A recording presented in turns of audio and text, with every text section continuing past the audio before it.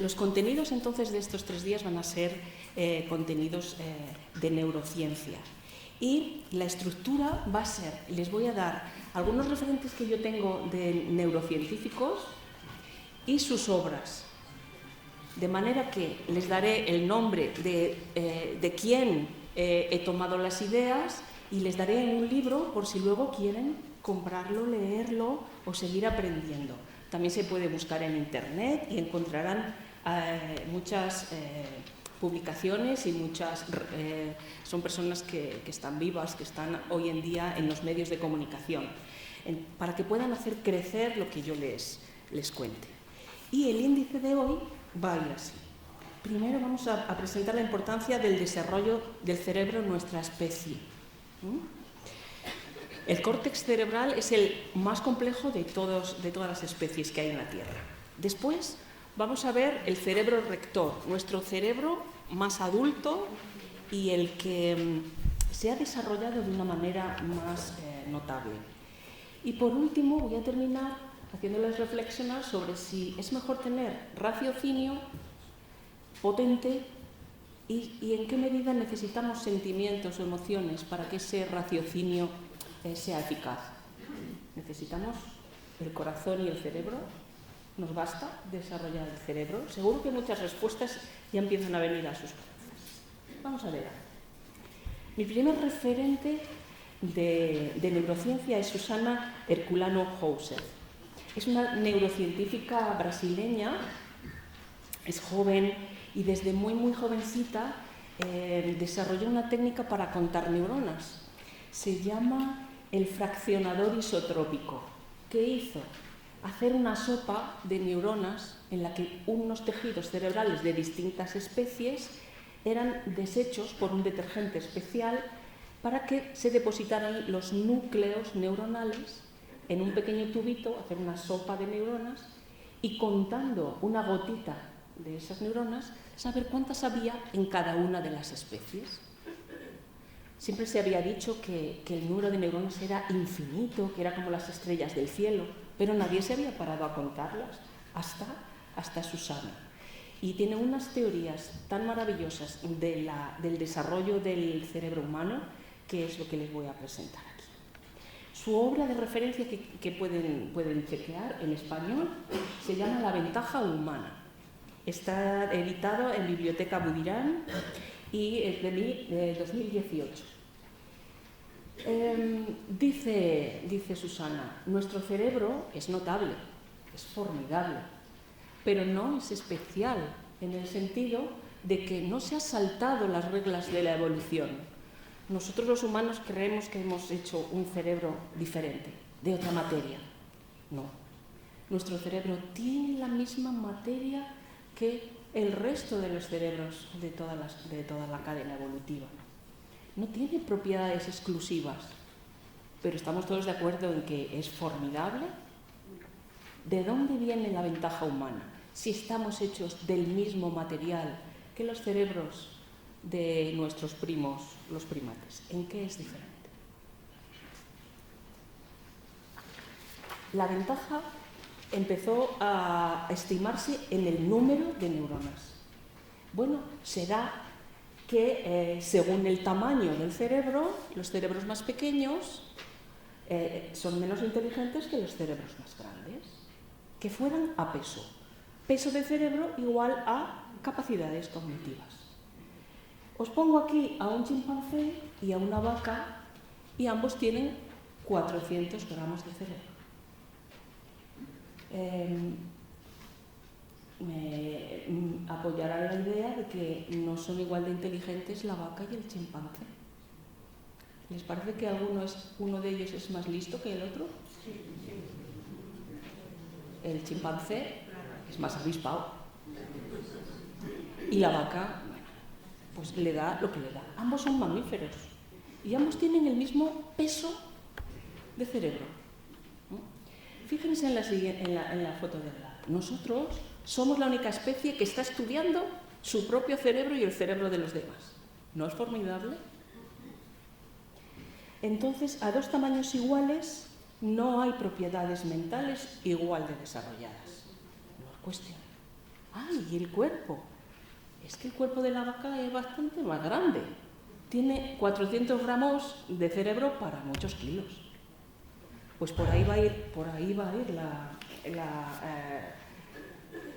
el razonamiento de Susana. Bien, nuestro cerebro de mamífero entonces es el más grande de todos. Nuestro cerebro de mamífero, de todos los mamíferos, es el más grande. Miren la foto del humano y del elefante. El elefante tiene un cerebro de 5 kilos, como una bombona de agua. El nuestro es de 1,5 kilos. ¿Creen que el elefante es más listo que nosotros? No. Entonces, miren, el tamaño del humano es 1,5 kilos, el del gorila 500 gramos y el del elefante 5 kilos. Pero como muy bien decía esta señora, es que el tamaño del elefante es inmenso, tiene muchos kilos de cuerpo para 5 kilitos de cerebro. ¿Vale? Nuestro cerebro no es que sea mejor porque es mayor. Entonces, ¿de qué depende si no son los kilos de cerebro, la cantidad de masa? Nuestro cerebro es más grande en comparación con nuestro cuerpo. Tenemos un cociente de encefalización muy grande.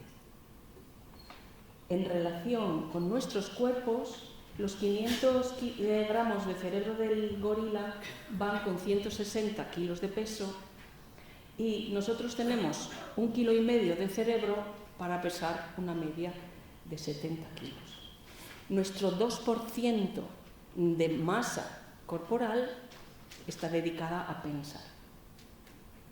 Y en ellos es un porcentaje muy pequeñito, tienen mucha masa que alimentar.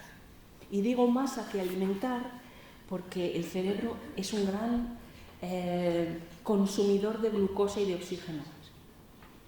Es prioritario para las neuronas comer. Y entonces en nuestro cerebro se nos lleva 1/4 parte de lo que comemos. El 2% de nuestro peso es cerebro y se lleva el 25% de las calorías. No es una exageración. Estamos comiendo, pongan en su plato la 1/4 parte para mi cerebro y las otras 3/4 partes para el cuerpo. Entonces, ese gran consumidor de energía hace que el funcionamiento de ese órgano sea brutal. El cerebro está metabólicamente a lo loco funcionando. ¿Qué pasa cuando falta un riego sanguíneo al cerebro? Pues que es nefasto, porque como siempre necesita glucosa y oxígeno, si no llega la sangre, se colapsa y muere.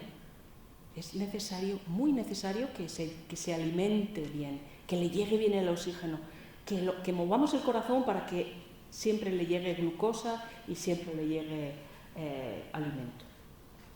Hablando del alimento, los gorilas, que tienen tantos músculos y tantos kilos de peso, necesitan estar todo el día comiendo. Verán en los programas que un gorila está todo el día comiendo comida cruda, kilos y kilos de frutas, de verduras, vegetales, tienen una alimentación vegetariana y comen todo el tiempo. Pues si nosotros tenemos que comer tanto para nuestro cerebro, estaríamos todo el día comiendo comida de gorila. Necesitaríamos estar todo el día comiendo. Y seríamos como los gorilas, grandes de músculos y pobres de cerebro. ¿Qué le ocurrió al Homo sapiens para despegarse del gorila y empezar a desarrollar su cerebro? Que no tuvo que comer comida de gorila. ¿Por qué el Homo sapiens deja de comer comida cruda?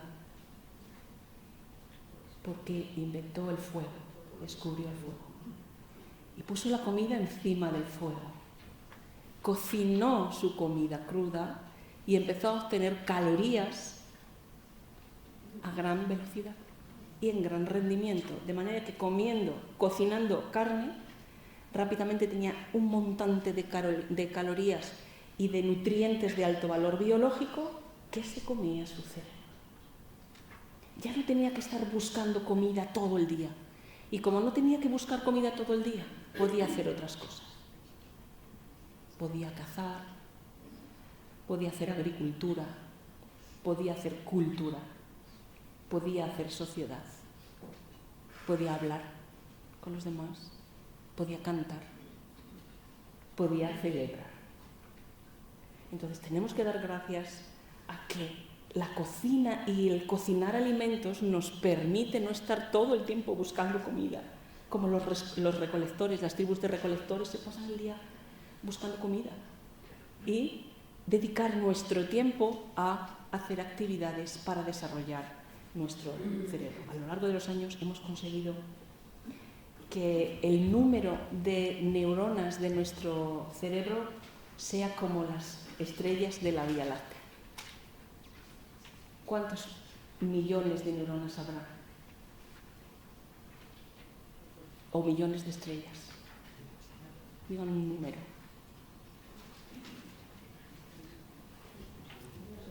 Son miles de millones. Y él se decía que eran 100.000 millones de neuronas, igual que 100.000 millones de estrellas. Bueno, Susan, esta neurocientífica, al hacer la sopa de neurona y contar una milésima de estructura cerebral para hacer la cuenta, para hacer la regla de 3, contabilizó 86.000 millones de neuronas, que no está tan lejos de los 100.000 que se decía de manera mítica. 86.000 millones. Y en la corteza, en el córtex cerebral, en la parte externa, que es la que ha desarrollado todas las habilidades cognitivas propias del ser humano, 16.000 millones. Eso es una barbaridad. Claro, para 16.000 millones hay que comer buena comida. Entonces la especie humana se desarrolló en muchos años, pero de una manera exponencial, gracias a tener tantas neuronas, y se despegó de los primates. El hecho de poseer el mayor número de neuronas en nuestra corteza cerebral de entre todas las especies de primates, y por supuesto de todas las especies animales, nos ha permitido adquirir habilidades que ninguna otra especie tiene, gracias a todas esas cantidades de neuronas. Claro, tantas neuronas chupan muchísima energía.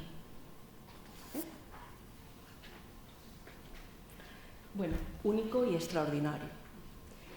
Este lado, esta parte del cerebro que les pongo en rojo, está en la parte frontal, son las estructuras que filogenéticamente a lo largo de la evolución se han desarrollado más recientemente, los lóbulos frontales.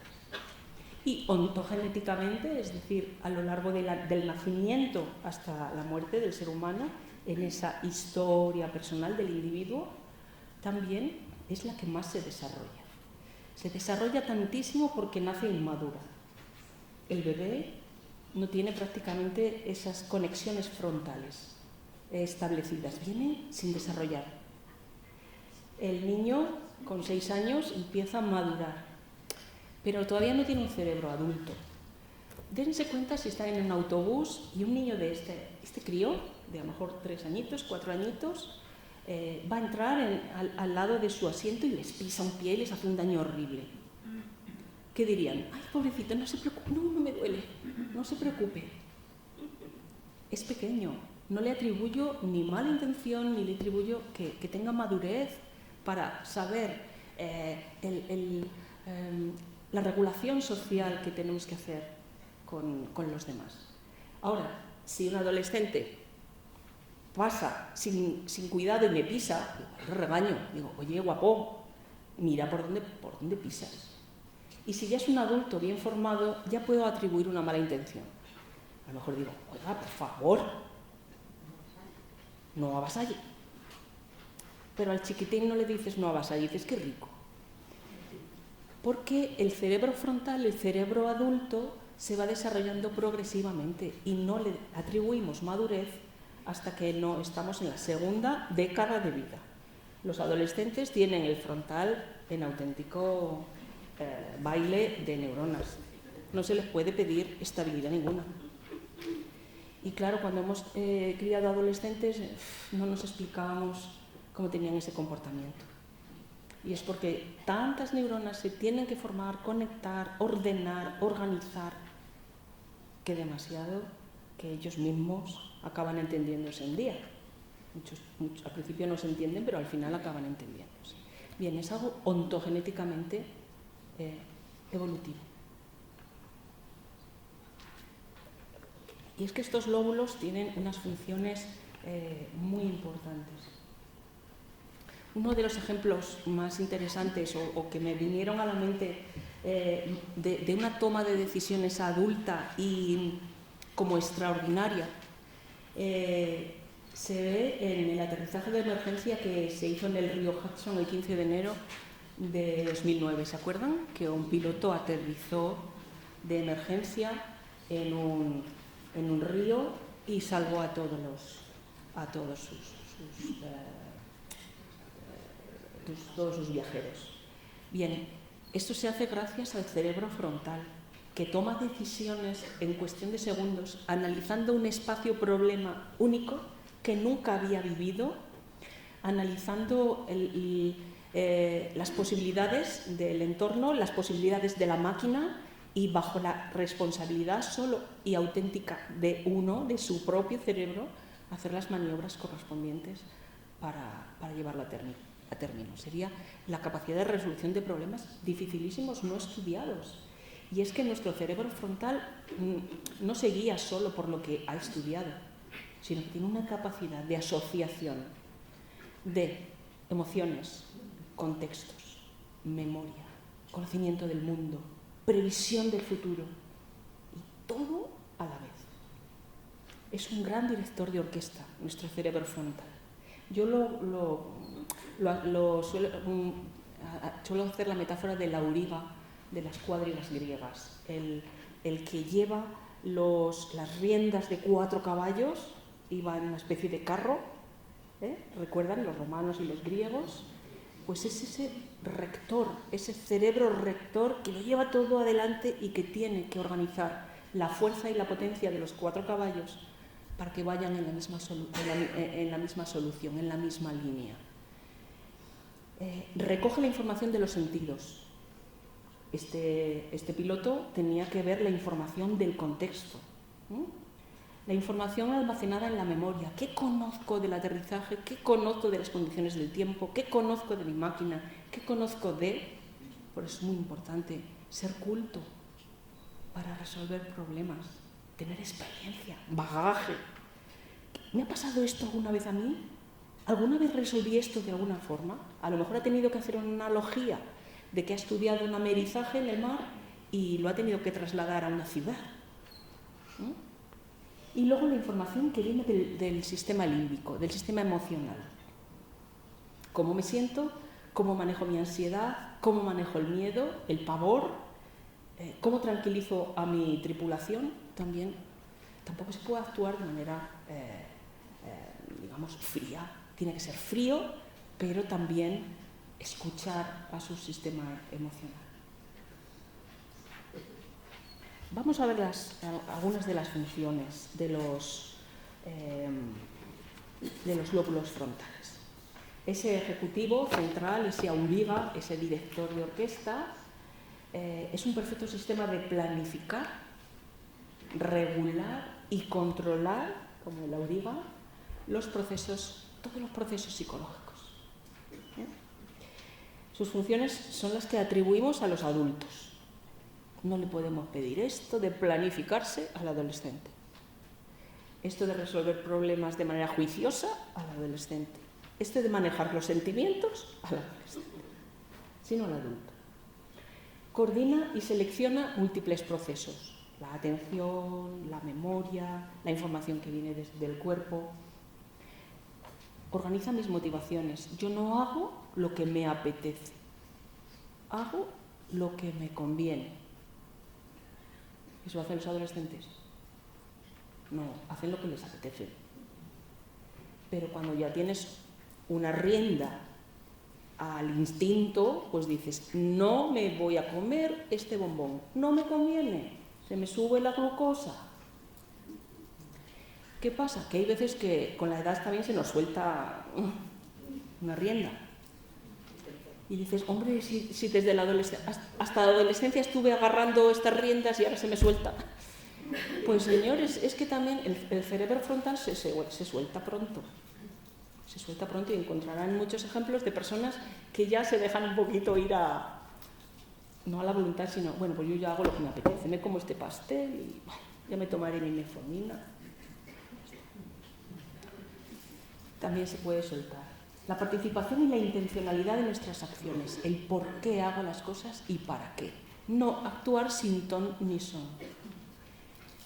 Si tú sabes para qué te van a pinchar en una vena, pues pones el brazo, te aguantas el dolor y dices, bueno, es que esto es para que me hagan un análisis y voy con ello conseguir salud o voy a conseguir... O cuando nos pinchan una quimioterapia, y dices, si me voy a dejar ahí machacar, ¿por qué? Con la motivación de sanar, con la motivación del sentido, con la motivación... Eso lo hace el frontal, si no nadie se dejaría meter una quimioterapia. Y otra, y otra. Damos el sentido al sufrimiento y damos el sentido a lo que hacemos cada vez, el por qué y el para qué. Inhibe y controla la atención. Están aquí atentísimos ustedes. Yo estoy emocionada del nivel atencional.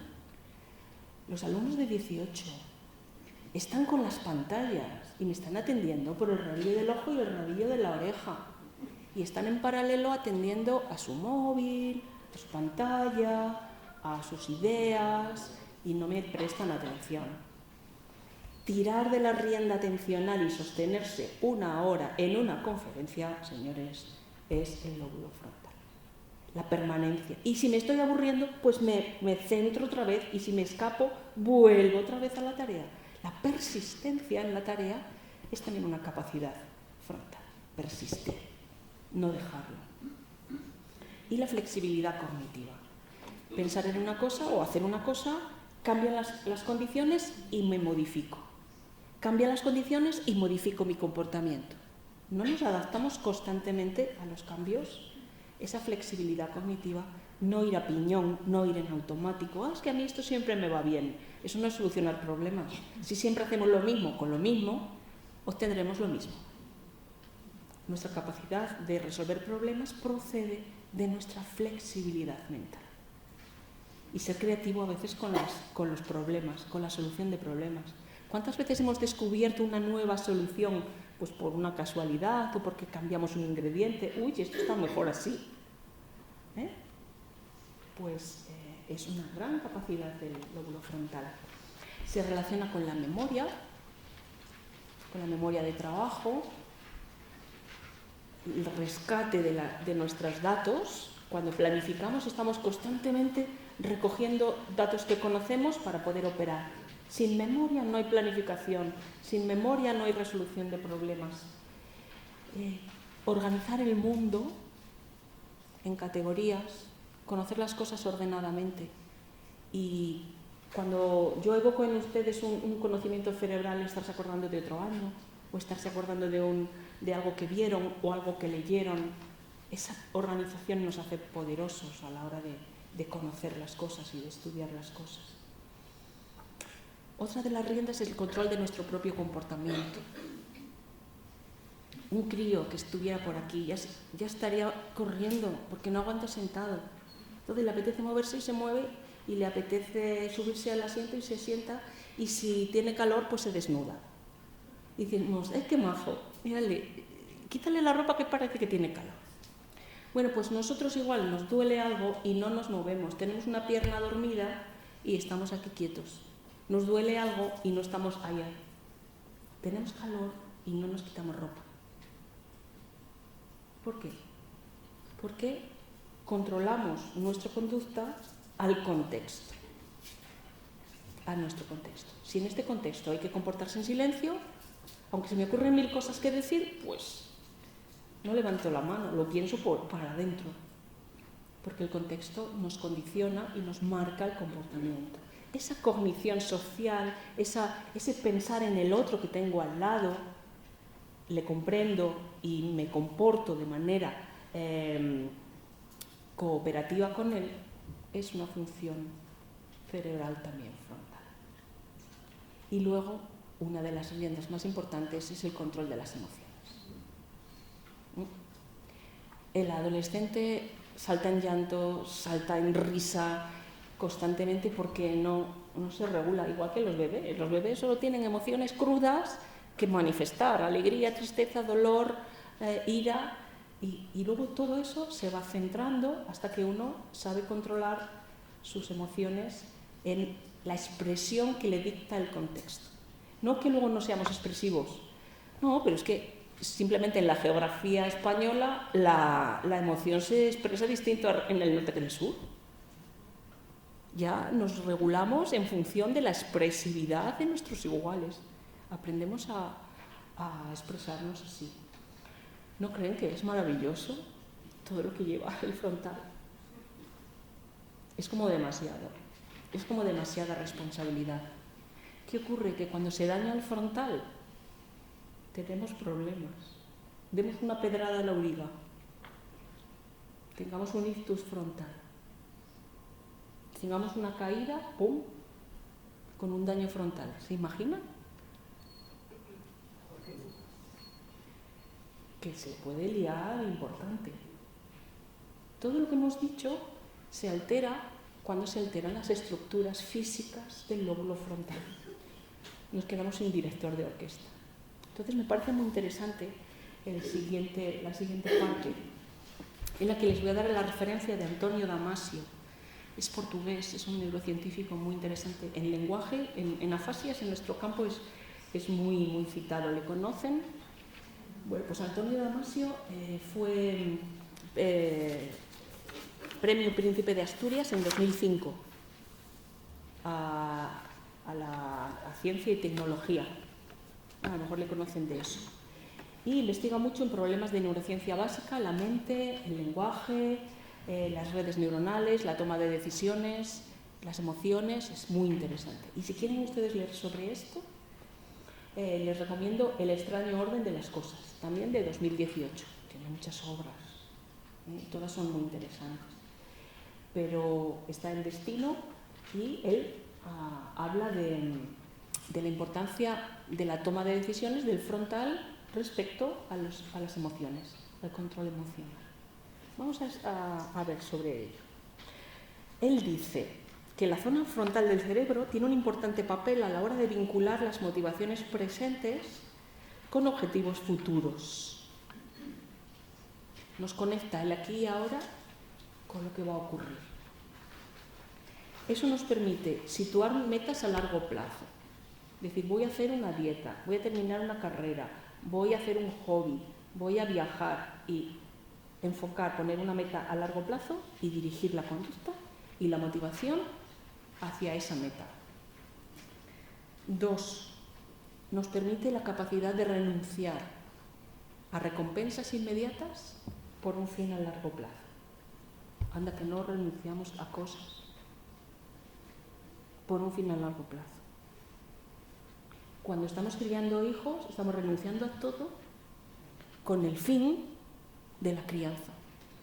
Y no vas al cine, y no sales, y no te arreglas, y no. Y luego ya cuando crecen dicen, bueno, ahora ya voy a hacer algo. Pero la focalización del padre a renunciar por un fin es frontal. Y la facultad de tener en cuenta las consecuencias de nuestros propios actos. No voy a hacer esto en el presente porque en el futuro sería, no me voy a comer estos bombones porque en un futuro se me va a subir la glucosa. Cuanto mejor sepamos aplazar las recompensas, es decir, cuanto mejor sepamos renunciar a algo que nos perjudica y no caer en él, mejor se correlaciona con el éxito. Porque en realidad, ¿quién avanza más? Pues quien más se centra y quien menos se dispersa. Los niños igual. Los niños que siempre quieren tener todo y ya, tienen menos éxito académico, por ejemplo, que los que son capaces de guardarse una cosita cuando toque. Es muy interesante este aspecto que nos dice Damasio. Y Damasio articula un caso que es lo que les voy a explicar ya en la última parte de la sesión. Él estudia, bueno, todos los neuropsicólogos estudian mucho el daño cerebral para explicar cómo funcionan las áreas cerebrales. La mejor manera para ver cómo funciona un frontal es ver cómo se comporta alguien que tiene una lesión frontal. La mejor manera de ver qué áreas intervienen en el lenguaje es estudiar a las personas que han tenido un ictus en las áreas del lenguaje y pierden la capacidad del lenguaje. De manera que podemos asociar que esas son las redes neuronales que intervienen en la función perdida. Entonces, Antonio Damasio ilustra muchos casos para explicar lo que dice. El que les presento hoy es distinto al que he presentado en otros cursos, que contaba el caso de Phineas Gates. No sé si alguno de los que están por aquí los conoce. Hoy les voy a presentar el caso del paciente Elliot, que no podía usar sus emociones. Elliot, en los años 50, es un americano que nació en una granja, pues a lo mejor en el 1930 y algo.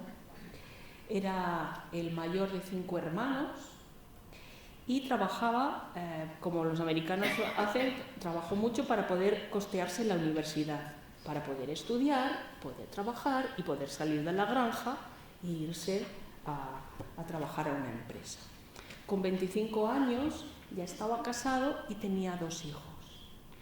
Era muy bien valorado en su empresa como una persona juiciosa, afectuosa, equilibrada, bueno, pues un buen trabajador, un buen compañero, un buen esposo, un buen padre.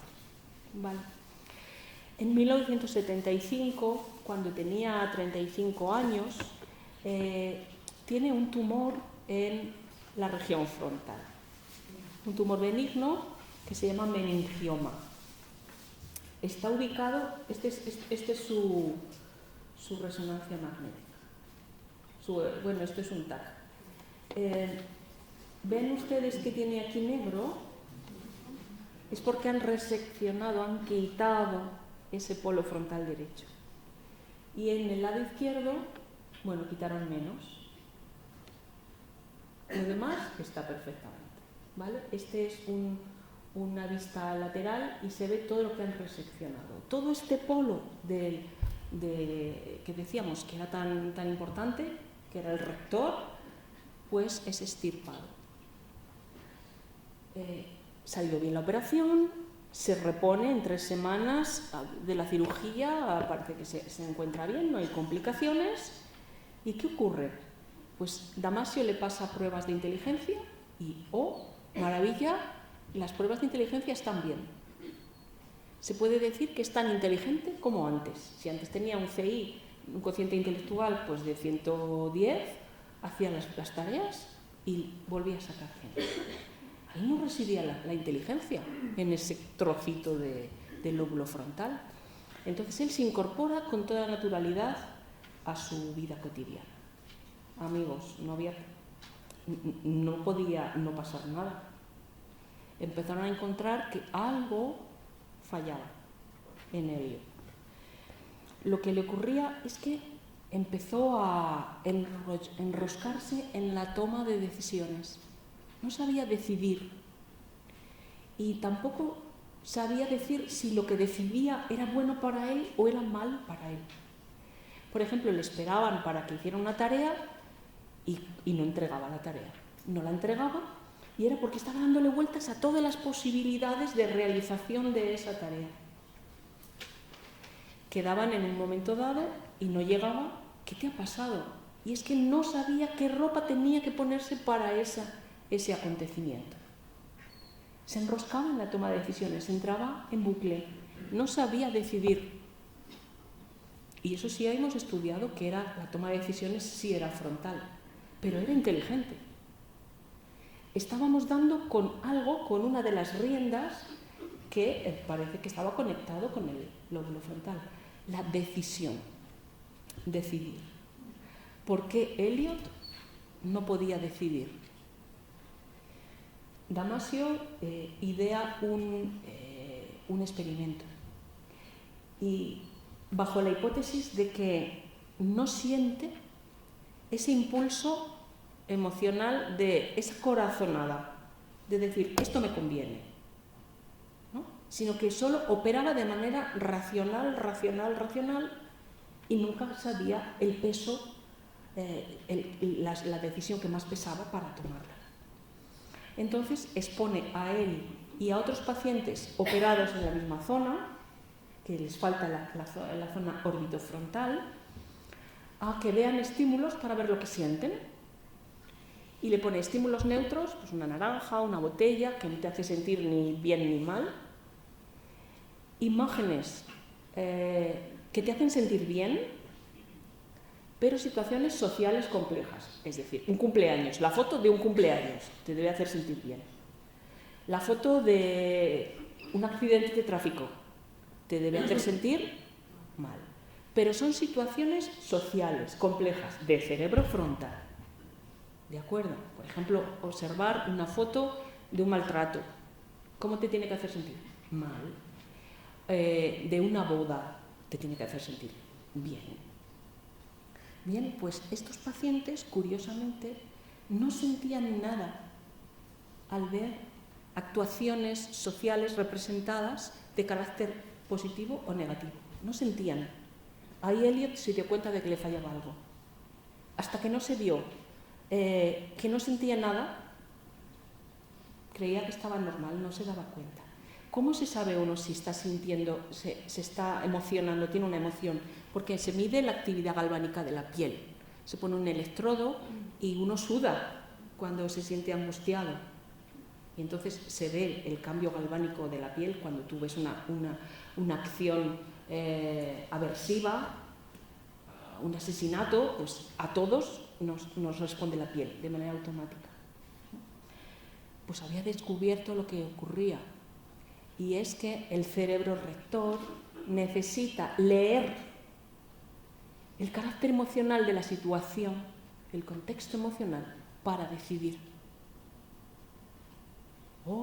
Había rescatado la relación cuerpo-mente. Los racionalistas decían que el mejor pensador era el que era más racional y menos sentimental. Se había hecho un dualismo y se decía, más inteligente, el que es más racional, el más frío. Esto demuestra lo contrario. Y es que si le quitamos a la persona que resuelve problemas su capacidad para analizar la valencia positiva o negativa de la actuación que está realizando, no puede tomar la decisión. Se enrosca, se enreda. Y quiere decir que nosotros tomamos decisiones a veces por el color emocional que nos produce una de las alternativas. ¿No les ha pasado? Que van a comprar algo y tienen unas dudas tremendas y de repente dices, esto. Ya está. Quien tiene esa mayor intuición, esa mayor conexión emocional, decide mejor. Y el que es más racional, que lo analiza todo, lo sopesa todo, se enrosca. ¿No conocen personas que se enroscan en las decisiones? ¿No son capaces de tirar a ningún lado? ¿Quién decide mejor? El intuitivo. Venga, esta casa, este coche, estos zapatos. Si no tuviéramos ese color emocional, esa rienda a las estructuras emocionales, como le pasaba a Eliot, no podemos decidir. Así que aunque piensen que su cirujano es frío para hacer una operación, necesita todo su cerebro y necesita también su afectividad y necesita también sus conexiones emocionales. El cerebro va full, no podemos prescindir de ninguna parte de él. Entonces, lo que define Damasio lo llama brújula, la brújula de nuestras decisiones. Y es que delante de una decisión compleja necesitamos orientar emocionalmente las capacidades, o sea, las alternativas más valiosas para tomar esa decisión. Imagínense que van a un restaurante y les dan una carta inmensa de platos. Ahí se pone el frontal a lo loco. Imagínense a Eliot intentando decidir qué plato comer. Si para nosotros todos son unos platos iguales, pues no podemos decidir. ¿Qué hace nuestra mente? Tirar de su aspecto sensorial, cuál me parece más atractivo. Pero no solo eso, sino que a lo mejor mides el aporte calórico, qué me conviene, qué no. Y luego miras tu bolsillo y dices, creo que llevo en el bolsillo tanto, creo que me puedo gastar esto. Y empiezas ya a catalogar por precios. Y de los precios que tienes, el que te parezca más atractivo y menos calórico. Y dices, esto, quiero comer esto. Si no hubiéramos tenido experiencias emocionales respecto a la comida, lo que me sentó bien, lo que no, lo que disfruté, lo que no, pues iríamos a los restaurantes ahí a hacernos bucle. Entonces, toda esta información que viene desde dentro del cuerpo y esta emocionalidad que tiñe mi decisión y la orienta como una brújula, la llamó el marcador somático. Nuestro cerebro escucha a nuestro cuerpo para tomar las decisiones, nuestra experiencia, qué pasó, qué ocurrió. Entonces estará guiado siempre por cambios homeostáticos. Siempre estará nuestra memoria, nuestro conocimiento y nuestra experiencia sobre la base de nuestras decisiones. Os pongo corazón y cerebro igual. El cerebro siempre enganchado al corazón, siempre enchufado al corazón. Para terminar, las conclusiones de Damasio. La ausencia de emoción parece ser al menos tan perniciosa como su exceso. Y las emociones probablemente sean el soporte sin el que el edificio del raciocinio no puede funcionar correctamente y sin el que incluso seguramente se colapsa. Así que aquí terminamos hoy. Muchísimas gracias por su atención y hasta la semana que viene.